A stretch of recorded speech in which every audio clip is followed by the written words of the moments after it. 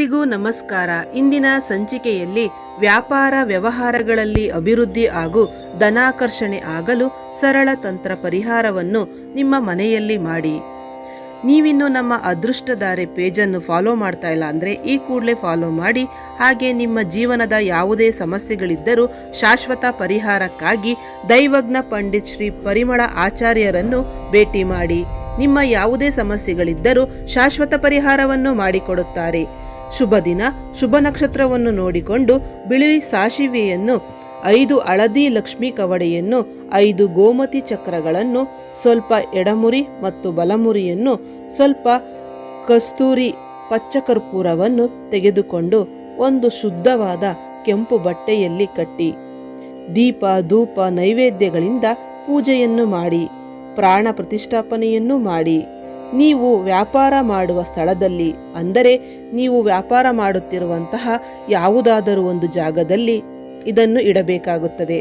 ಅಥವಾ ಮುಖ್ಯ ದ್ವಾರದ ಮೇಲೆಯಾಗಲಿ ಅಥವಾ ನಿಮ್ಮ ಹಣದ ಪೆಟ್ಟಿಗೆಯಲ್ಲಾಗಲಿ ಇಟ್ಟು ಪ್ರತಿದಿನ ಪೂಜೆಯನ್ನು ಮಾಡಿ ಧೂಪ ಕೊಡುತ್ತಾ ಬಂದರೆ ವ್ಯಾಪಾರ ವ್ಯವಹಾರಗಳಲ್ಲಿ ಅಭಿವೃದ್ಧಿಯನ್ನು ಹೊಂದಬಹುದು. ಅಥವಾ ನೀವು ನಿಮ್ಮ ಇಚ್ಛೆಯಿಂದ ಈ ಪ್ರತಿಷ್ಠಾಪನೆಯನ್ನು ಮಾಡುವುದರಿಂದ ಹಣದ ಸಮಸ್ಯೆ ನಿಮಗೆ ಪರಿಹಾರ ಎನ್ನುವುದು ಆಗುತ್ತದೆ. ಇದರ ಮತ್ತೊಂದು ಪರಿಹಾರ, ಹಣದ ಸಮಸ್ಯೆ ಕಾಡುತ್ತಿದ್ದರೆ ಈ ಪರಿಹಾರವನ್ನು ಮನೆಯಲ್ಲಿ ಮಾಡಿಕೊಳ್ಳುವುದರಿಂದ ನಿಮ್ಮ ಹಣದ ಸಮಸ್ಯೆ ನಿವಾರಣೆ ಆಗುತ್ತದೆ.